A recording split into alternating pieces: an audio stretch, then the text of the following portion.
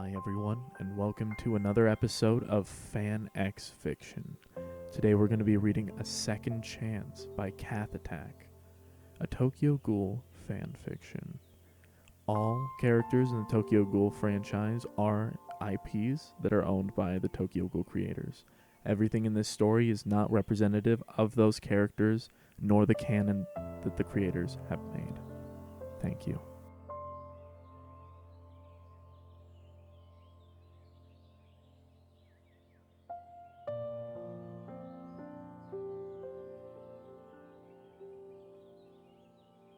He was greeted by darkness when he awoke.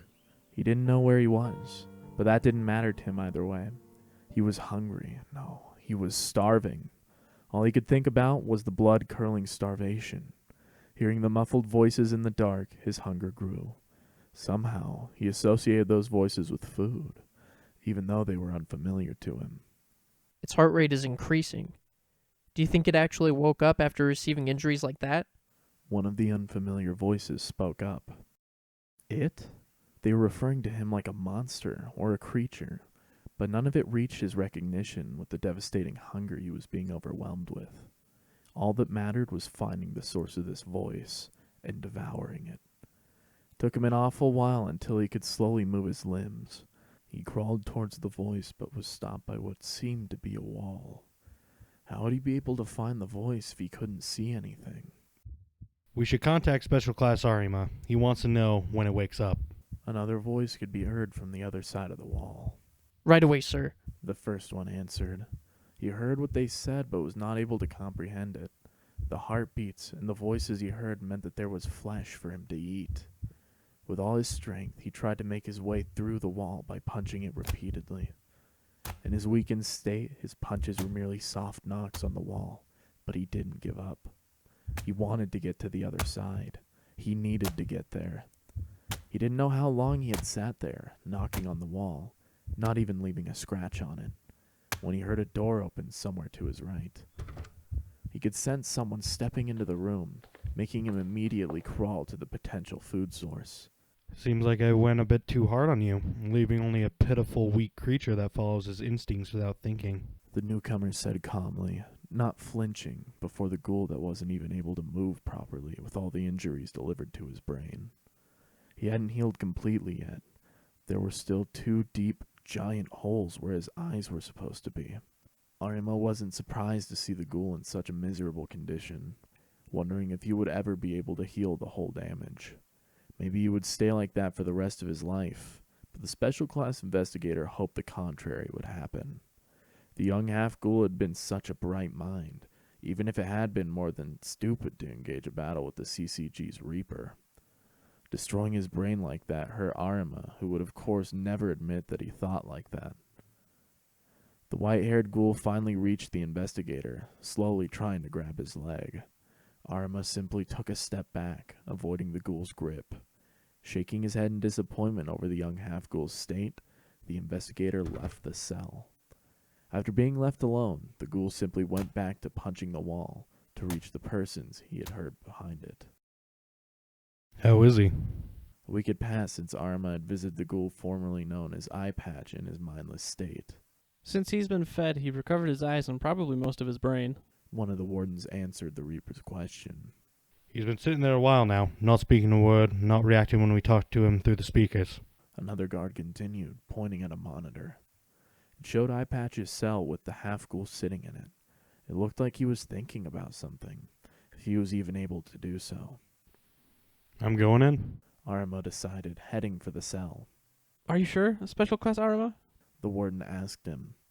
Last time he was barely able to move, but now we don't know if he could be a threat. He is an SS-rated ghoul after all. And I'm the CCG's Reaper. When he stepped into the cell, the ghoul shortly looked at him before returning to stare at the floor. I would have thought that you had to say anything to me since I'm the one that brought you here. Aren't you angry at me or sad that it ended like this for you? The older man closed the door behind him. Again the young ghoul turned his gray gaze at him. His eyes were much more innocent than in the fight against the special class investigator. It was like he had no clue who the man before him was and what he had done to him. Do you understand what I'm saying? Arima asked, checking if the ghoul was even able to comprehend. A week ago, he certainly hadn't been. The ghoul nodded slightly to show that he could hear and understand what Arima said.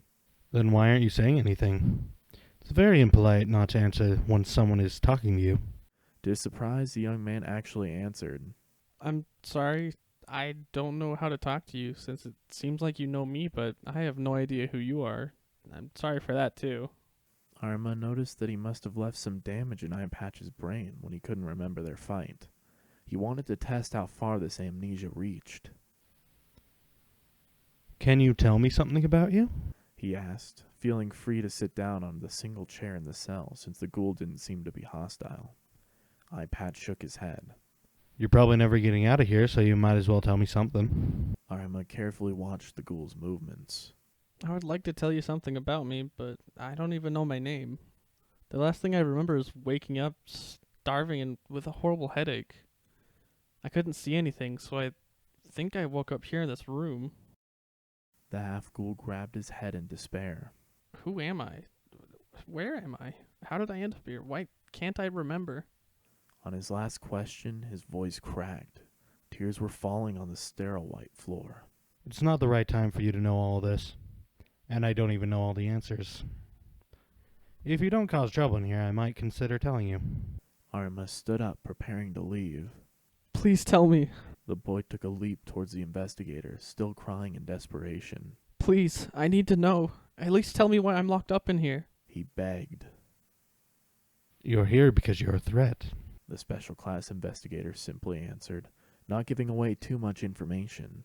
He left without another word, leaving the shattered weeping boy clueless of how he could possibly be a threat. This time, Arima hadn't visited Kaklia for 2 whole months. There simply hadn't been any news about Eye Patch until now. From what he had heard, the ghoul refused to eat, which was more than uncommon. Usually, the prisoners of Kaklia weren't even fed regularly. Eye Patch had this privilege, but was rejecting it. Arima would be lying if he said he wasn't curious about his strange behavior. When he visited the ghoul in his cell, he was sitting on the floor again. The investigator could see the starvation in the ghoul's face. Normally, a ghoul in this state would instantly attack any human in sight, which made it even more peculiar that Eye Patch was not even looking at his guest. Can I ask you something? The ghoul asked after a while. Arima nodded, again taking his place on the chair. I'm not human, am I? How did you come to this conclusion? Even though Arima knew about Eye Patch's amnesia, he would have thought that he at least remembered that he was a ghoul. I haven't drank anything since I got here, but I'm still alive. And I feel this hunger. I can't even describe it. The half-ghoul explained. If you feel hungry, why are you eating what the guards are bringing you? Arima followed up. Eye Patch took a while until he could answer. I overheard them one time. They talked about how they obtained my meal. They said something about an unidentified man with seemingly no relations. They talked about the morgue. It wasn't hard to figure that it was human flesh. He stopped for a second. The part that is actually scaring me is that it smells so amazing, and I really want to eat it. He was obviously embarrassed about the last part. I can't be human, right? What human would eat another human's flesh? It was certainly the first time Arima saw a ghoul being disgusted of himself. You're right. You're not human. You're a ghoul, and that is why you are here. Arima affirmed, waiting for Eye Patch's reaction. At first, the boy wanted to ask what a ghoul was, but the needed information suddenly popped up in his mind. He didn't know why he knew about that when he didn't even remember his own name. A really sad smile appeared on his face. Seems like I deserve to be here. I'm a monster. You said that you brought me here. Why didn't you just kill me? It was a fair question. The CCG's Reaper wouldn't just let a ghoul live if he had the chance to kill him. Would you rather want to die? I didn't kill you because I thought you could be very useful to humanity. Arima explained vaguely. Useful? What do you mean? The ghoul was confused. Wasn't he just a killing machine? Since you are half human and possess some extraordinary powers, you brought me to the idea that half-breeds like you can choose what side they're fighting for, humans or ghouls. I spared your life and told my superiors about my idea. I'm half human, but how is this? The boy was cut out by Arima. I'm giving you a choice. Your answer to my question will be final, so be sure you don't have any second thoughts.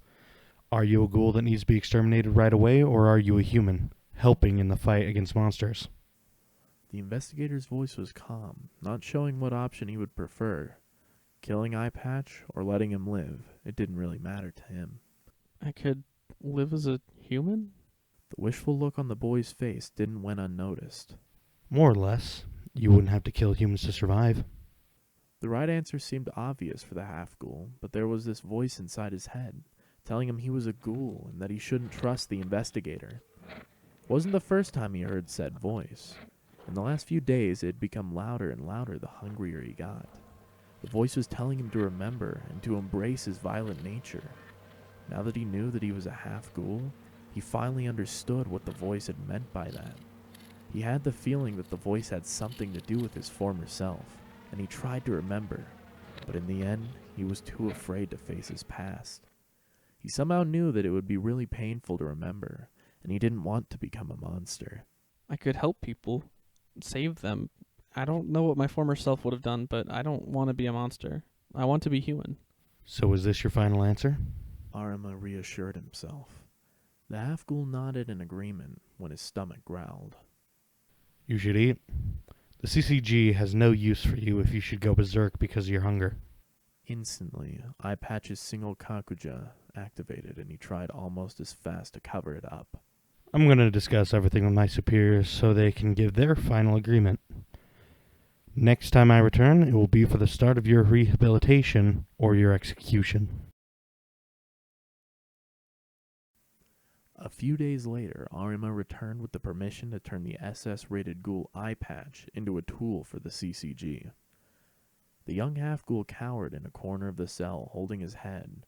Seemed like he didn't notice the investigator. Please leave me alone. The boy muttered. Go away. I don't want to be like you. Is that so? Does that mean you changed your mind about wanting to be human? Arima was aware that the ghoul wasn't talking to him. The wardens reported that he had repeated these lines over and over for the past days. Finally, the boy seemed to notice Arima. No, He stuttered, but he couldn't find the right words.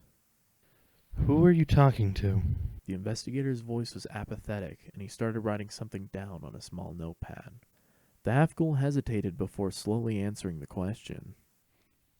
There's this boy inside my head. He says that I have to remember who I am. The investigator didn't comment on that, as if he was waiting for the half-ghoul to continue.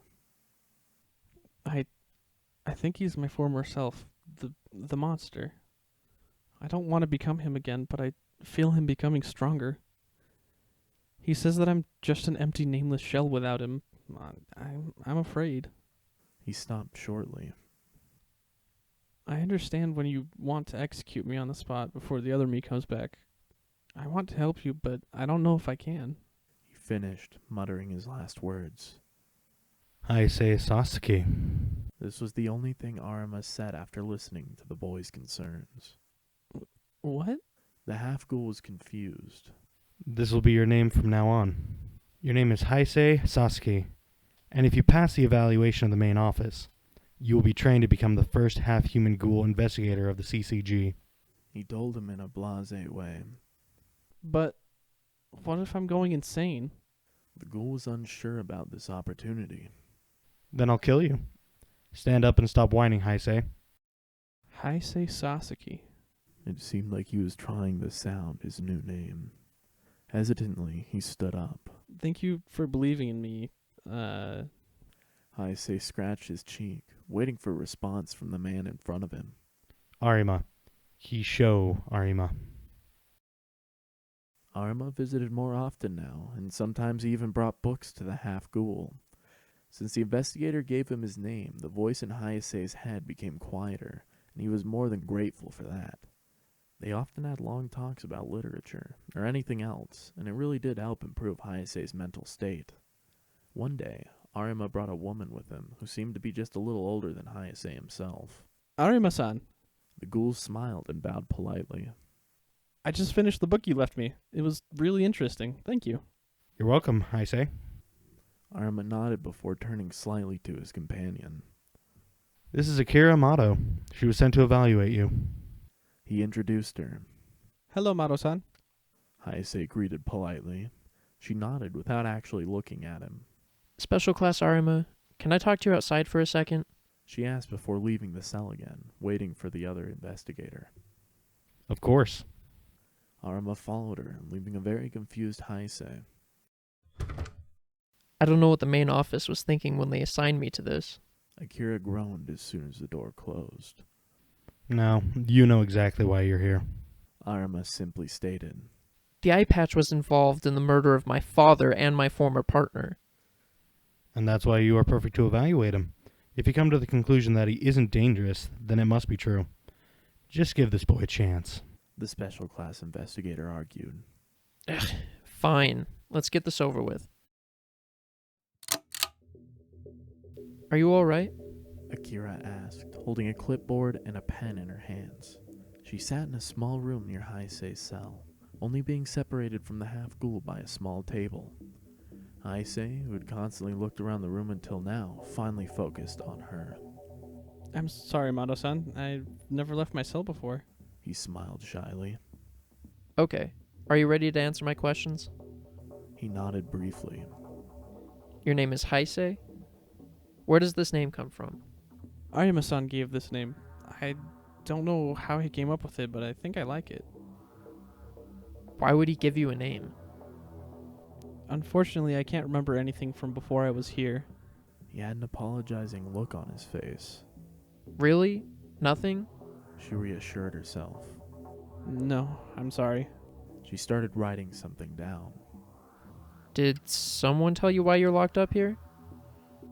Yes, it's because He paused shortly. I'm a ghoul, and I am dangerous. You were dangerous? So you don't think that this is in your past? Even if I can't remember anything, it doesn't change what I am. I think it would be foolish to think that I wasn't dangerous. Do you think you can fight your own kind? Haise immediately noticed that this question was probably the most important. My own kind? This question's really cruel, Mado-san. He laughed slightly to get rid of the tension. I know it seems ridiculous to say, but I want to be human. Or, well, live a human life.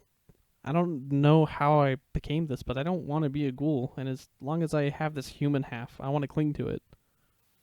Interesting. She simply stated, writing something down again.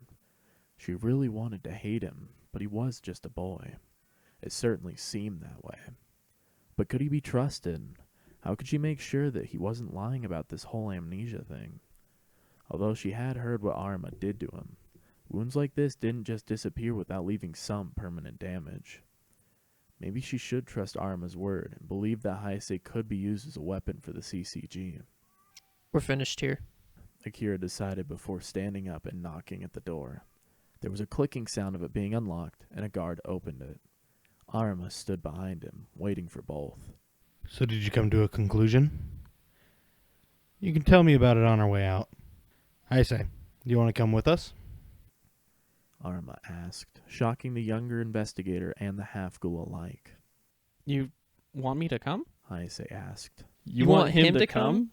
Akira and the guard asked at the same time. If he acts out, I think I should be able to handle him. Arma reassured the guard, glancing at his suitcase containing his quinque. Of course, Special Class Arima. The guard said.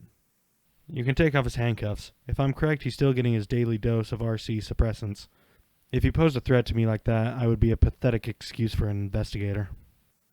The guard hesitated before cautiously opening Haise's handcuffs. The half-ghoul didn't move at first, but when Arma seemed to wait for him before leaving the complex, he quickly followed. Would he finally be able to see the outside world? Haise's hands shook in excitement. After a few minutes, he could see the RC scan gates they had to pass to leave the prison. The half-ghoul hesitated. How did he even know that these were scan gates? He had never been here, nor had he seen one of them. It was just like the information about ghouls that just came to him as if it was common knowledge, like how to tie his laces. After Arma and Akira passed the gates, they looked back. waiting for him. What are you waiting for? Arima asked. Nothing. I'm sorry. Haise quickly stepped through one of the gates, expecting some kind of alarm to go off, but nothing happened. He didn't know how exactly the RC suppressants worked. Maybe that was the reason why the gates didn't react to him. Haise wanted to put more thought into it when he noticed that the two investigators were already at the entrance, again, waiting for him. He couldn't believe that nobody seemed to stop him. He could see the daylight shining through the glass doors, and in his opinion, it was the most beautiful thing he'd ever seen. That was until he slowly stepped outside.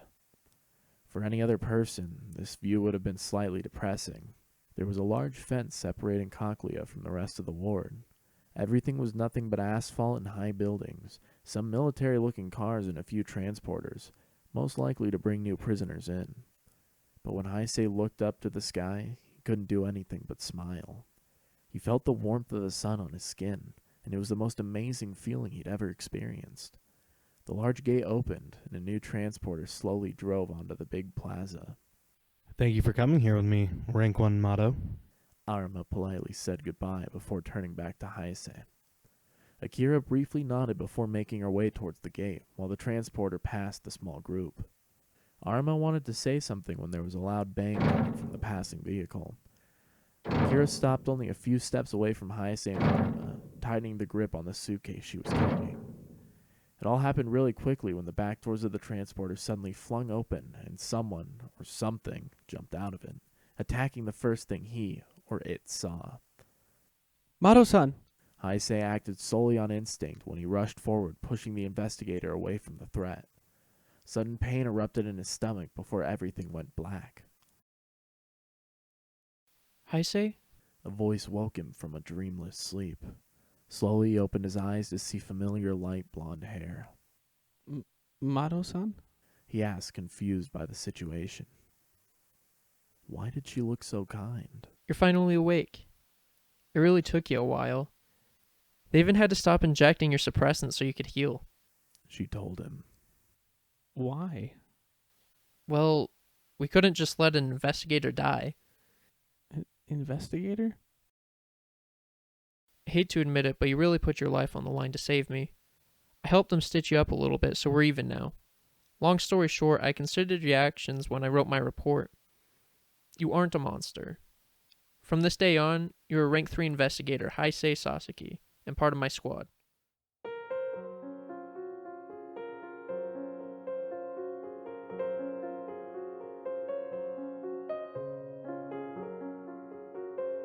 This has been a dramatic reading of A Second Chance by Kathihtak, a Tokyo Ghoul fan fiction. We hope you all enjoyed today and hope to see you again in the future. Thank you for watching and thank you for listening to a story.